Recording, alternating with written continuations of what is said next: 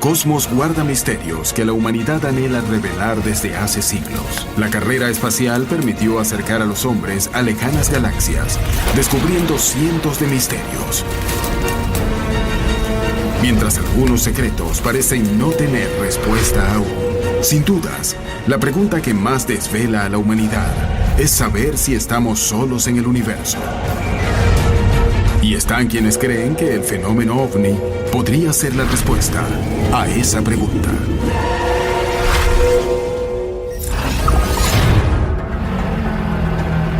En el volcán Iztaccíhuatl, en México, un grupo de hombres vigilaba una zona de muchos avistamientos en busca de evidencia OVNI. Cuando se produjo un fenómeno que alteró todo el instrumental que llevaban. En Buenos Aires, Argentina, un investigador intentará determinar si un video en el que se ha captado un fenómeno OVNI puede tener una explicación conocida.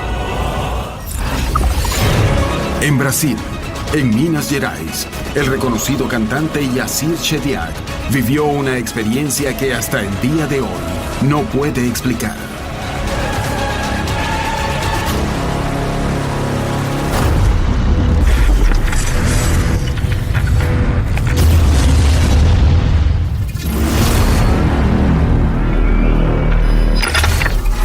Hoy presentamos Extrañas luces en la noche.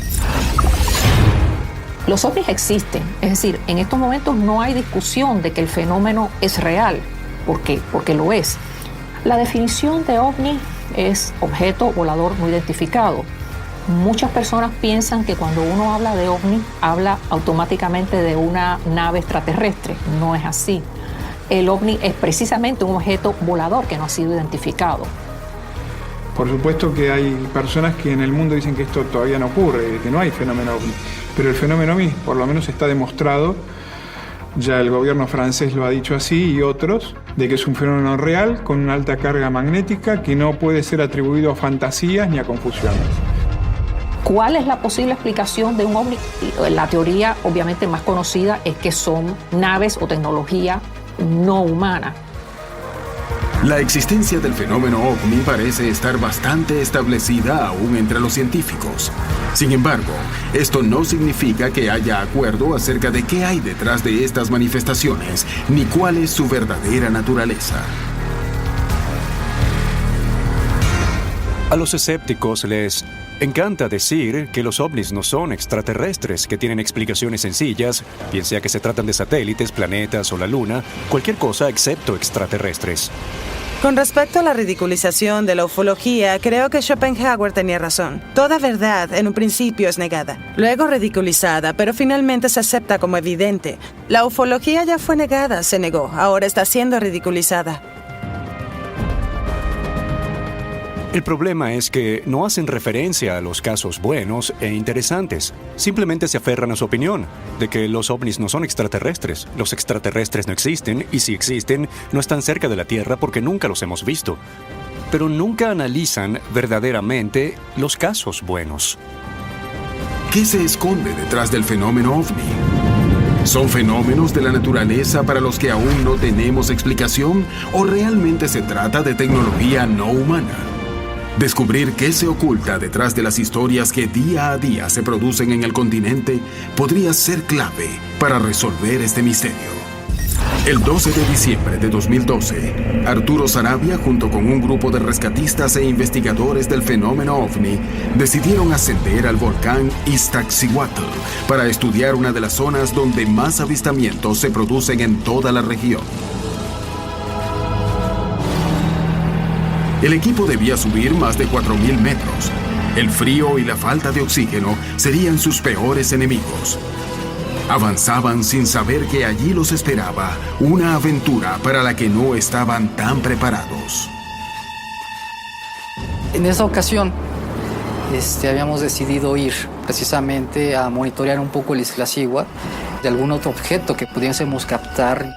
Marco Antonio Rodríguez había podido filmar un cilindro enorme sobre el Iztaccíhuatl en la zona de la cascada congelada.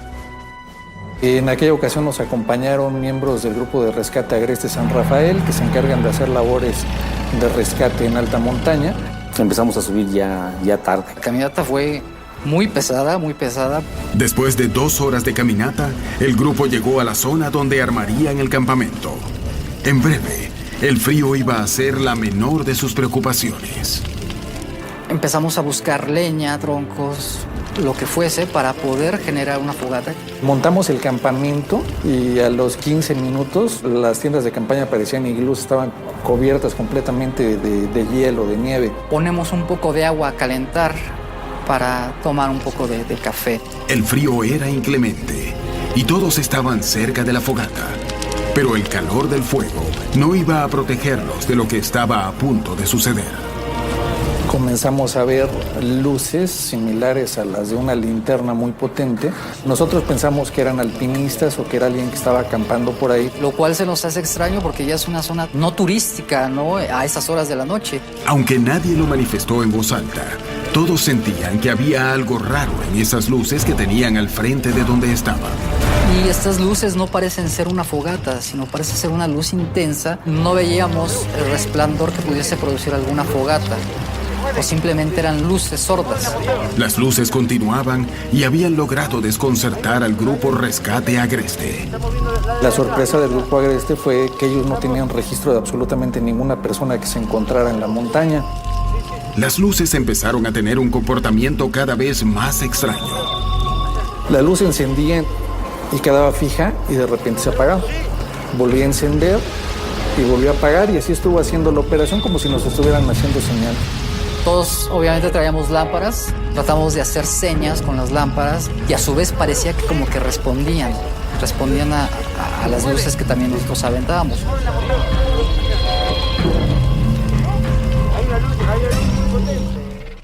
Como las luces continuaban, decidieron ir a investigar de quién se trataba. Veníamos auxiliados con las lámparas de mano, con las cámaras en infrarrojo para poder ver lo que estábamos pisando. Llega un momento en el que ya nos acercamos más y la luz que de momento era blanca de repente se torna roja, pero un rojo muy intenso. Decididos a averiguar de qué se trataba ese extraño hecho, un grupo se adentró aún más en dirección al lugar del que provenían las señales. Cuando nos acercamos, apagan totalmente las luces, ya no se vio absolutamente nada. Nos dividimos en 2 grupos para rodearla, por si alguien salía, poderlo encontrar en el paso. Pensaron que de esta manera sí lograrían ubicar lo que estaba causando las luces. Nos volvimos a encontrar y jamás pudimos ver a alguna persona que estuviera por ahí. No quedaron rastros de que hubiera habido alguien, no había marcas de pisadas, cuando es una zona completamente húmeda y es muy fácil que se marquen los pies o los zapatos, ¿no?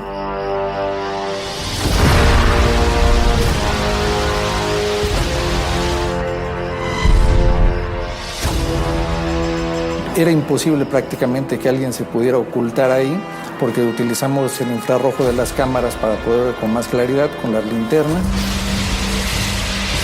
Entonces, ¿qué fue eso? ¿De dónde provienen esas luces?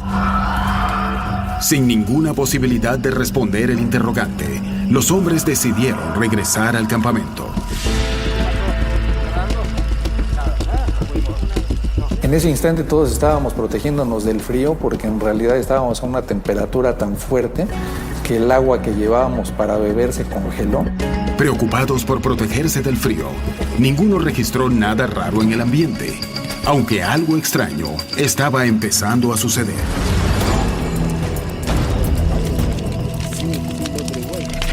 Las cámaras estaban colocadas alrededor del campamento por si algo se llegaba a presentar. Pero en eso que estábamos platicando empezamos a escuchar, oye, ¿están escuchando eso? ¿Están escuchando eso?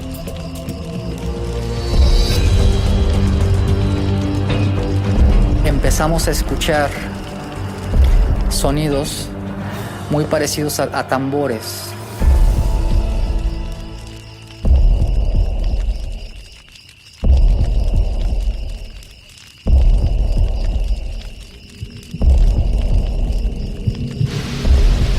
Algo así, pum, pum, pum,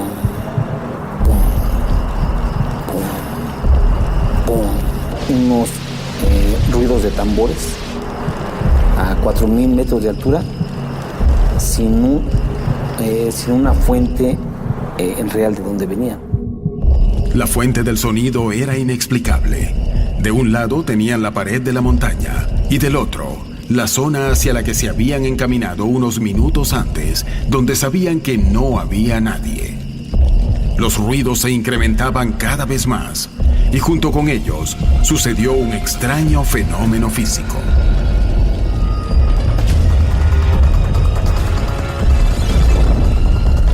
En el momento que estaba sucediendo esto, verificamos en las brújulas análogas y estaban girando completamente como locas, no detectaban el norte magnético. Los dispositivos digitales que funcionan como brújulas, como detector de campos electromagnéticos, se bloquearon, nos apareció un mensaje que decía que había una interferencia electromagnética. Pensamos que íbamos a presenciar algo, que algo iba a aparecer de repente. El grupo se dio cuenta que algo realmente extraño estaba ocurriendo y empezaron a prepararse para lo peor.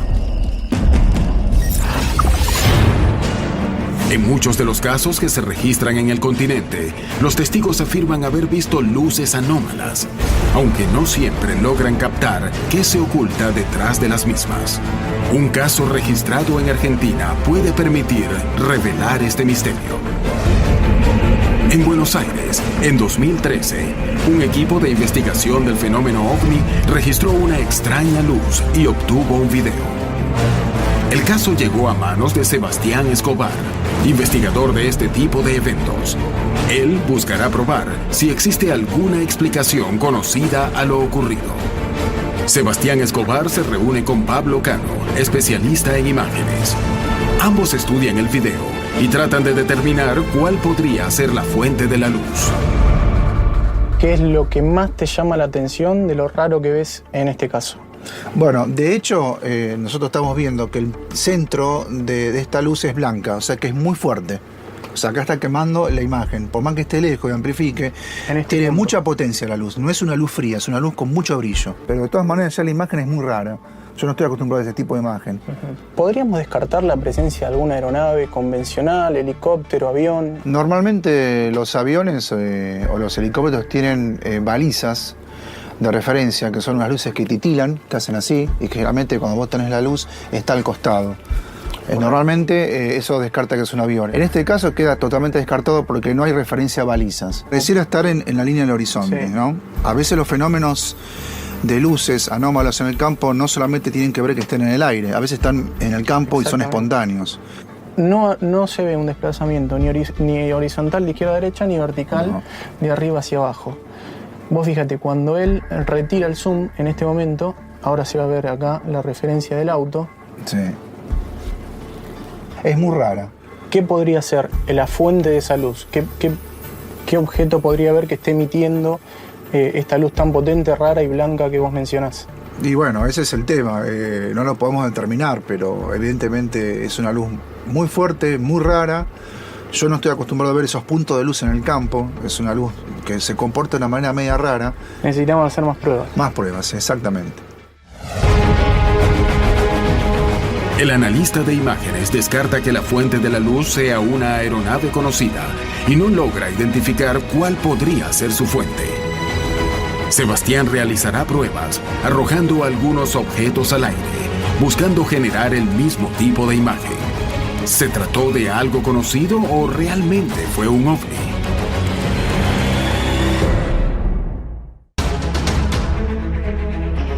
En el volcán Iztaccíhuatl, en México, un grupo de hombres realiza una vigilia y ven una luz muy rara. Cuando buscan la fuente, esta desaparece. Al poco tiempo, el instrumental que llevan empieza a fallar, marcando alteraciones asombrosas. En Argentina, un investigador analiza un video con un supuesto ovni y probará hacer volar distintas luces para establecer cuál fue la naturaleza del objeto grabado. En Minas Gerais, el reconocido artista brasileño Yacir Chediak y su novia son alcanzados por una anómala y potente luz. Asombrosamente, él logra ver al objeto que la emana.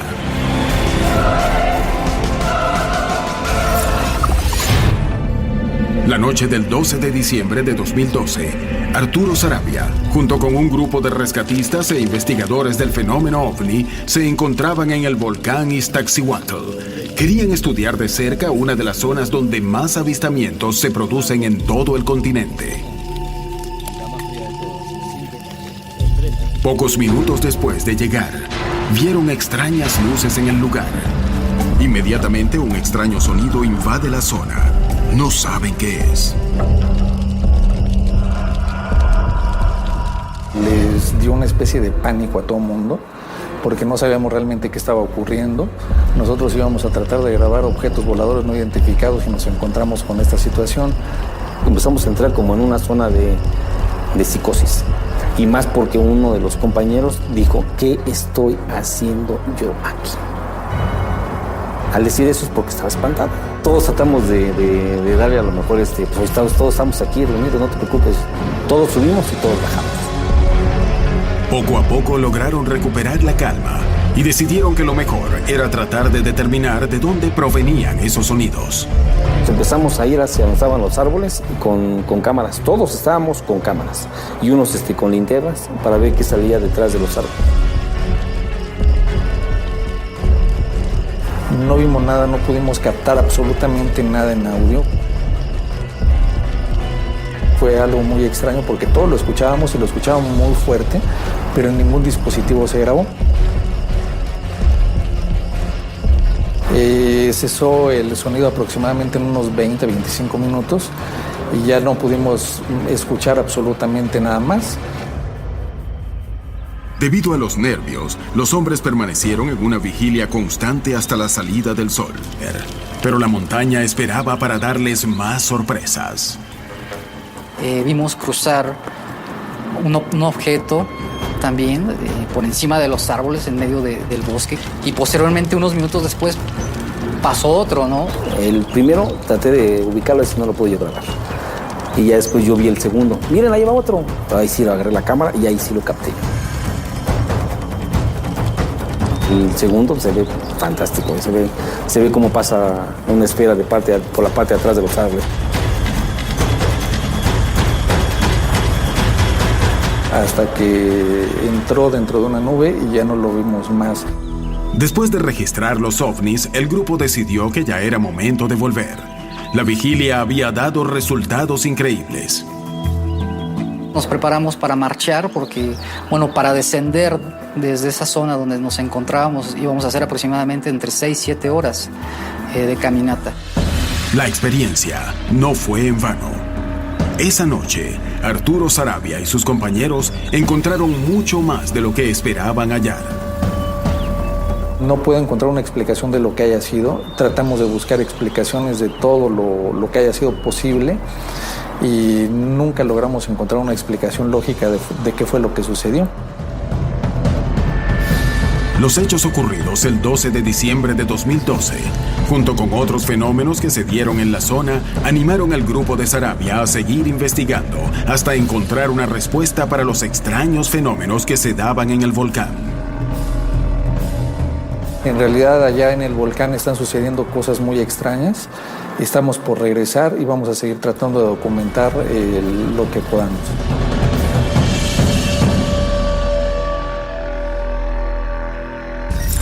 Sarabia no es el único investigador del fenómeno OVNI que busca ir hasta las últimas consecuencias para tratar de encontrar una explicación a estas extrañas manifestaciones. El seguimiento y estudio de estos casos ha llevado a asombrosas posibilidades que continúan en debate. En 1958 salió a la luz una teoría sobre la posibilidad de que el fenómeno OVNI no ocurriera de manera azarosa, sino que estos podían estar ordenados alrededor de un eje trazado originalmente en Francia, que luego se fue ampliando. ¿Realmente existen zonas candentes? ¿Cómo deben ser interpretadas? La famosa línea Bayona-Vichy, o Babic, como se la llamaba en su momento, es una línea que atravesaba justamente estas dos poblaciones francesas en la famosa oleada de 1954. Bueno, las líneas de Babic o al menos acá en esta parte del mundo se conocen como las ortotenias, son estas líneas, son estos caminos por donde constantemente se ven que están atravesándose los objetos voladores no identificados. Y cuando se extendía esa línea en territorio imaginario hacia otros países, se habían encontrado una gran cantidad de casos. Entonces se decía que eso podía ser una especie de corredor. Hemos tenido una oleada grande de ovnis aquí en América Latina, desde Punta Porá hasta Recife, atravesando el océano y entrando a Europa. Y junto a eso, en ese mismo periodo, hubo oleadas de avistamiento de ovnis, y justamente coinciden con lugares en los que se erigieron catedrales y grandes monumentos, donde hubo grandes acontecimientos de la humanidad. Lo interesante es que hubo investigadores en la República Mexicana en los años 60, don Pedro Ferriz Santa Cruz, tanto en los 60s como en los 70s, que trajo ese mismo modelo y lo aplicó a la República Mexicana. Lo interesante del asunto que encontró que estas líneas existían, pero entre las zonas arqueológicas. En algunas regiones se juntan estas líneas y forman vórtices y forman centros de poder, como también se comenta que es México, y regiones muy en particular como Tepoztlán, Morelos, donde se dice que 7 líneas ley se conjuntan ahí. Esto quiere decir que nuestros ancestros eran mejores detectando esos lugares poderosos de lo que somos nosotros y que los usaron deliberadamente para sus lugares de adoración, de sacrificios y de rituales. Las ortotenias son líneas de fundamental importancia en el mundo, porque quizá allí yazcan puntos vitales del planeta mismo, de la propia Madre Tierra. Son líneas según las que quizá los extraterrestres seguían para mantener el contacto con nosotros. Se trata de unas líneas en las que se ha reportado un aumento de actividad ovni. ¿Eso se debe a que los ovnis están al tanto de esas líneas de algún modo? No me parece extraño que estas corrientes energéticas existan y que estén recorriendo nuestro planeta y que también estos artefactos se guíen de ellas, porque se dice que estos siguen las líneas ley. ¿O hay causas para ellas que la ciencia aún no ha descubierto, que no son extraterrestres, sino que se relacionan con las fuerzas geológicas de la Tierra, los campos magnéticos, el plasma atmosférico, fenómenos que la ciencia no comprende totalmente aún? ¿Existen realmente estas líneas imaginarias donde ocurren más avistamientos? ¿O se trata de fenómenos de la naturaleza para los que aún no poseemos explicación? Todo ello es posible, pero si son fenómenos paranormales o hechos normales de la Tierra, es algo que no hemos entendido aún. Sigue siendo algo incierto. El misterio acerca de qué hay detrás del fenómeno ovni desvela a investigadores y científicos de todo el mundo. Descubrir el origen de estas extrañas presencias podría revelarnos mucho sobre manifestaciones naturales. ¿O acaso permitirá descubrir si la Tierra es el único planeta que posee vida inteligente en el universo? En 2013, un grupo de investigadores del fenómeno ovni captó una extraña luz que fue grabada con equipo de alta definición y un gran zoom. Sebastián Escobar analiza el caso y busca establecer cuál pudo ser la fuente. Un analista de imágenes descartó que se trate de una aeronave conocida. Escobar realizará una serie de pruebas para buscar una explicación y determinar si se trató de un ovni o de algo conocido.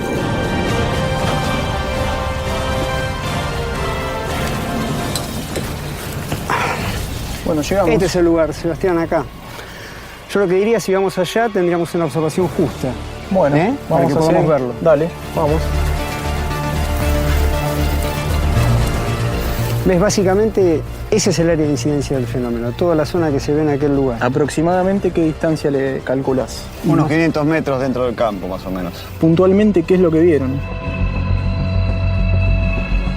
Y después se convirtió como un racimo que despedía pequeñas luminiscencias de costados o de arriba. y empezamos a enfocarlo con las cámaras de visión nocturna. En el acto se reconoció que era un fenómeno porque era una luz de una potencia y una fluctuación muy llamativa. ¿Qué creen que es lo que vieron? Bueno, inicialmente descartado todo tipo de fenómeno terrestre o cualquier tipo de objeto que esté deambulando por el campo nocturno. Es un campo ionizado que va generando un flujo lumínico. Es una luz de tipo líquida, para que se entienda. Es una energía que presenta un giro permanente en una rotación invertida a las agujas del reloj. En este caso, se produce a veces una interacción con esto. ¿Por qué? Porque cuando nosotros iniciamos en un grupo dividido de 2 personas con Pablo un acercamiento al fenómeno, se produce lo que ha pasado en otras tantas investigaciones. El fenómeno pierde visibilidad. Correcto. Y cuando volvíamos hacia el equipo de trabajo, el fenómeno tomaba visibilidad. Perfecto. Además, a una distancia cercana había otra más chica. Ajá.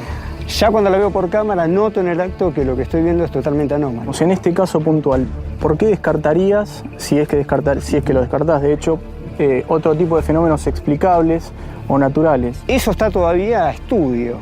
La interacción que hubo con este fenómeno lumínico, la forma en la que se manifestaron y triangularon en una aparición de 3 fenómenos equidistantes, fue un factor indicador interesante, por lo menos para nosotros, y la interacción que hubo similar a la que se dan en otros casos.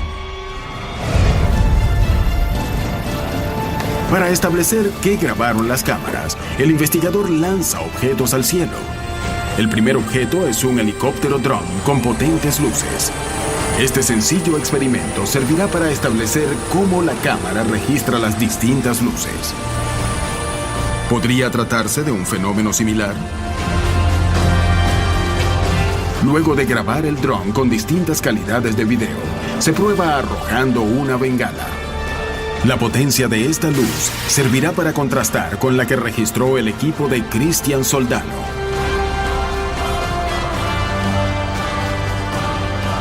Un análisis exhaustivo comparará las imágenes captadas en la prueba con las originales. ¿Existe alguna similitud? En Minas Gerais, el afamado artista brasileño Yacyr Chediak y su novia ven una luz muy potente que se acerca a ellos. Pese al miedo, Yacyr se asoma del auto en el que está y logra ver un objeto asombroso.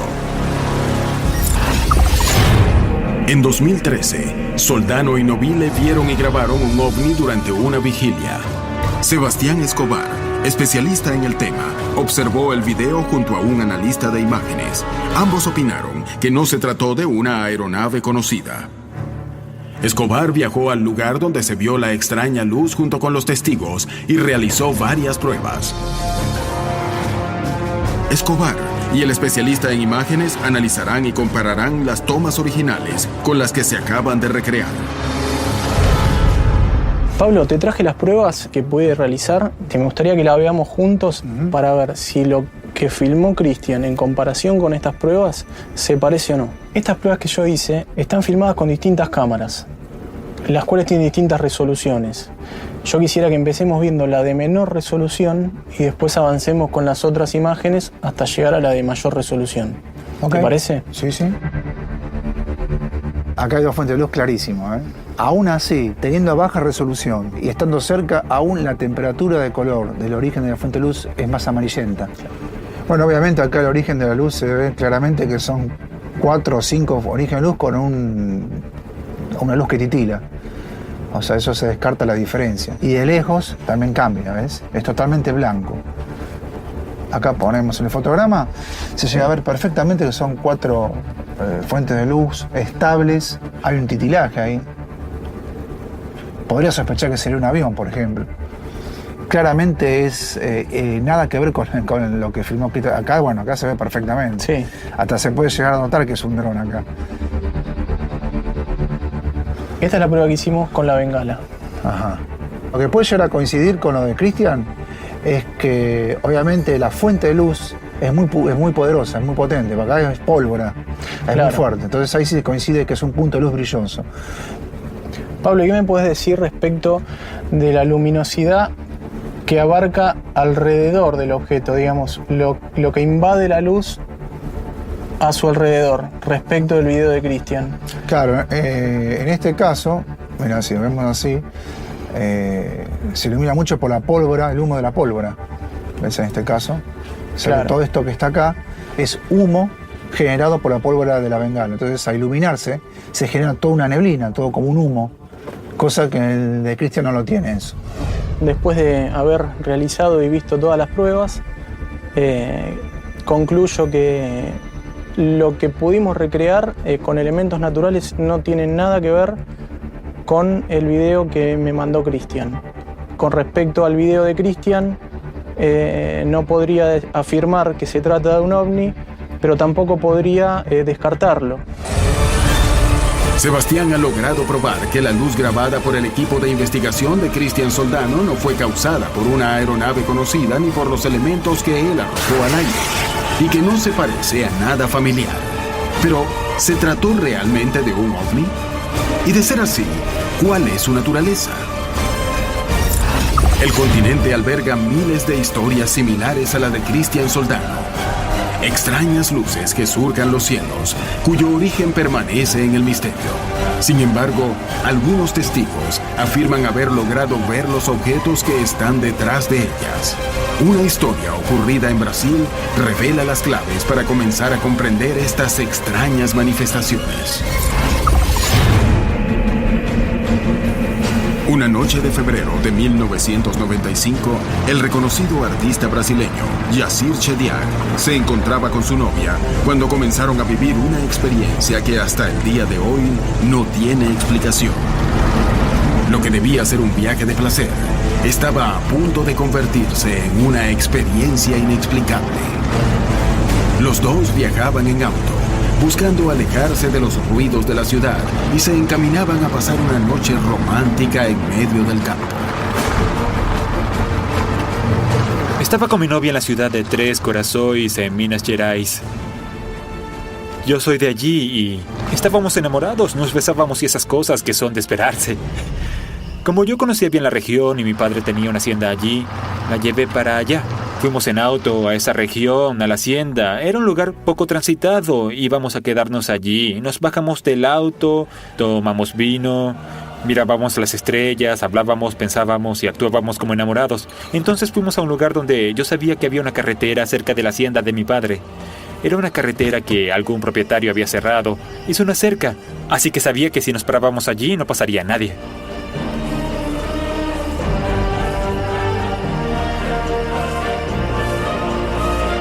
Ninguno de los dos podía imaginarse que el paisaje estaba cambiando drásticamente y que cada minuto que permanecían en ese lugar los ponía a merced de algo que no podrían explicarse jamás.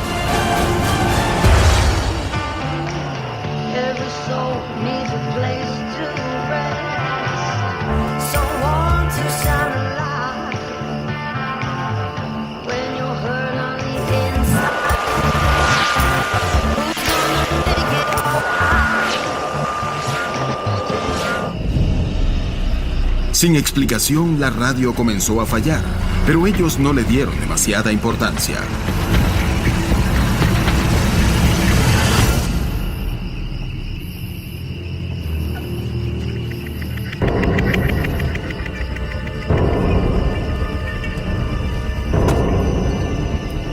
Y nos quedamos dentro del auto hablando, besándonos, tomando vino, escuchando música, soñando y todo eso. Estábamos en un camino muy estrecho en el que ya comenzaba a crecer pasto, es decir, era un lugar donde no pasaba absolutamente nadie.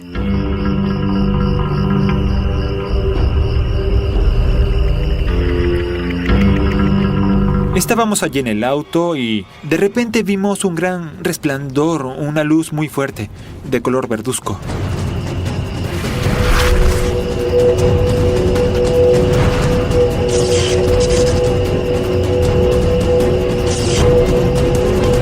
Fue como si se hiciera de día, todo se aclaró. Y imagínense, fue como si fuese un helicóptero iluminándonos con sus reflectores. Pero no se trataba de una luz que nos apuntaba, era un objeto luminoso y era una luz difusa, no tenía precisión. Yacir no podía creer lo que veía, y a medida que acostumbraba sus ojos a la fuerte luz, logró ver al objeto que la emitía. Estaba pasando por encima del auto a una velocidad muy lenta. Era un objeto enorme, muy grande.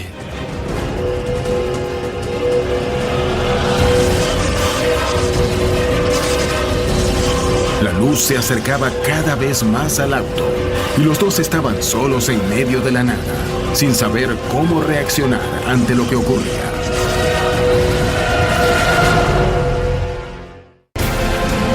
En una noche de febrero de 1995, el reconocido artista brasileño Yassir Chediak se encontraba con su novia en medio del campo.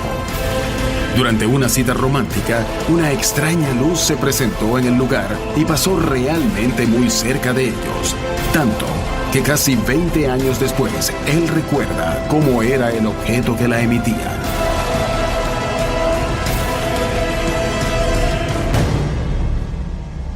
Lo vi desde abajo, lo vi bien, estaba volando muy bajo.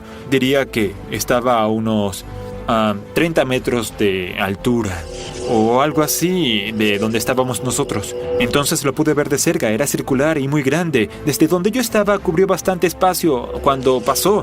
Era un objeto enorme, como un disco.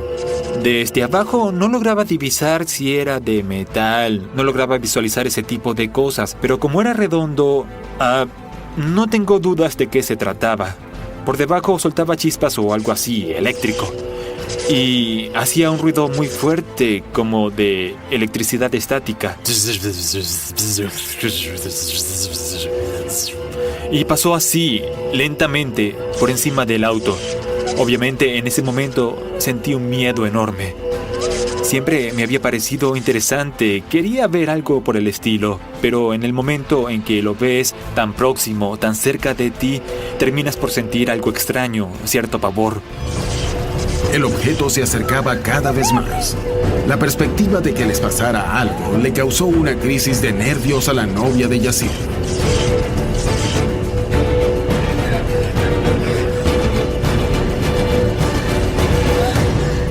Ella entró en pánico.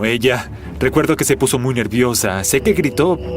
¿Pero qué es eso? ¿Qué es eso? La extraña luz estaba casi arriba de ellos. Yassir sentía fascinación y pánico al mismo tiempo. Sabía que era un testigo privilegiado de un fenómeno único, pero algo le impidió ir más allá. ¿Que por qué no salí del auto? Porque el miedo pudo más. Estaba en un lugar totalmente oscuro y no me sentía a salvo. Tenía una sensación de inseguridad.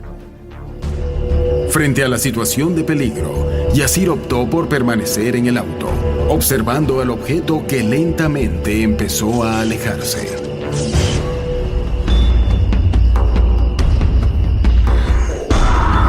El objeto pasó y eso fue todo. Nos quedamos muertos de miedo dentro del auto, con mucha tensión. Sentimos tensión porque todo pasó tan cerca, tan rápido y fue tan extraño y desconocido que quedamos muy tensos.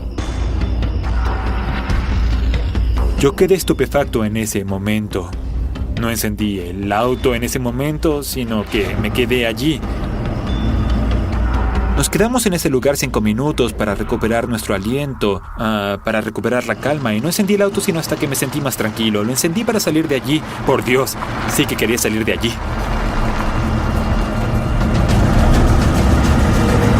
Y eso fue todo ahora que lo recuerdo.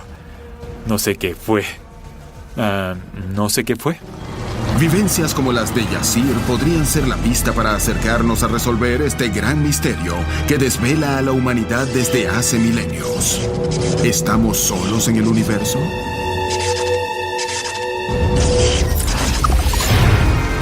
El argumento escéptico rechaza que el fenómeno ovni pueda explicarse como tecnología no humana. Según esta idea, las distancias del espacio son tan grandes que sería imposible para cualquier especie lograr atravesarlas. Los escépticos intentarán decirte algo porque no quieren que veas las cosas reales. ¿Por qué será eso? No sé por qué los escépticos intentan decirte qué creer. Como científicos que son, porque muchos son científicos de verdad, deberían saber que no lo saben todo. Su argumento más común es que no se puede llegar aquí desde allá.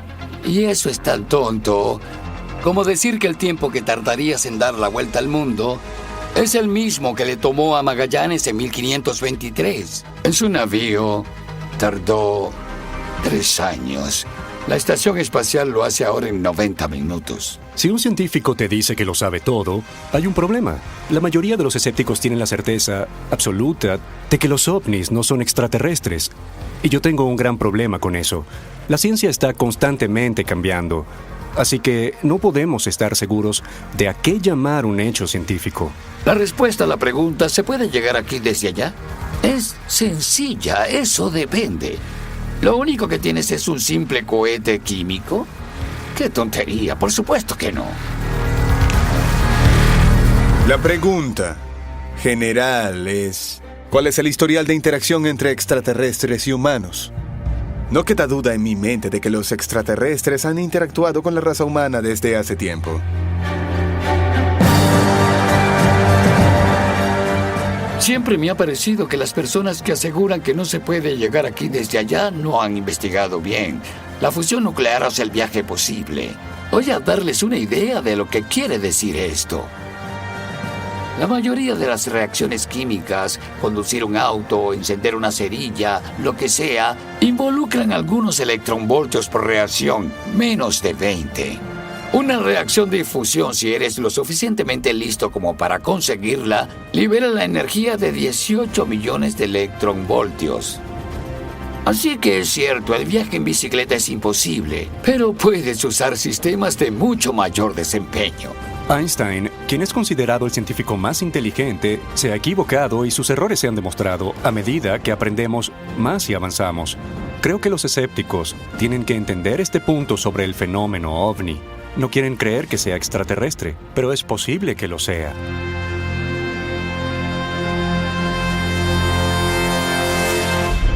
Los avances científicos crearon tecnología que hace apenas un siglo parecían quimeras.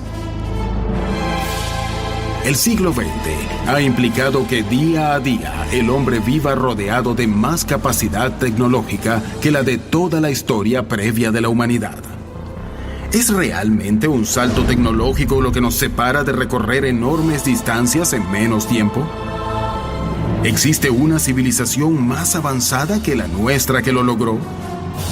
¿O el hombre inviste al fenómeno ovni de fantasías de ciencia ficción?